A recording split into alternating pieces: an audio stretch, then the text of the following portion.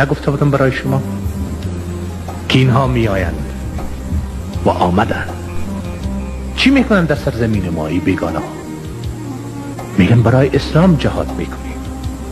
و برای شما میگم که قدر دور چرا آمدن. جهاد فلسطین علیه اسرائیل جریان دارد.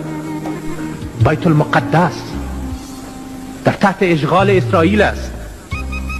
این عرب ها چرا نزدیک امونج جهاد را انجام نمیدن که بیت المقدس را آزاد بسازن که مسلمان ها برن سجده بکنن؟ که قدر راه دور طی کردن با پاکستان خود میرسن از اونجا غیر قانونی وارد افغانستان میشه و در اینجا با خود پول میارن و در میان مردم ما تقسیم میکنن که برادر بکش، که فرزندت بکش، که اولادت بکش، که زن را و بیوه بساز، که یتیم را بگذار اشکش بیاید.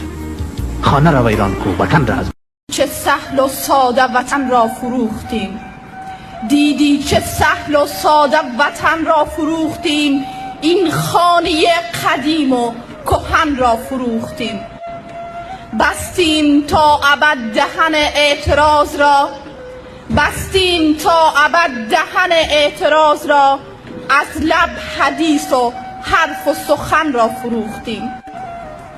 سخت است باورش چه بگویم برایتان، از گور هر شهید کفن را فروختیم.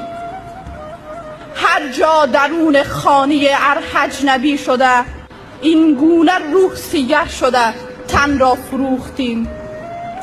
نفرین به این معامله و فکر خام ما، حتی که عضو بدن را فروختیم. حالا چه پشت سرحد و مرزش گرفتیم، حالا چه پشت سرحد و مرزش گرفتیم. ما خود که کوه و دشت و دمن را فروختیم.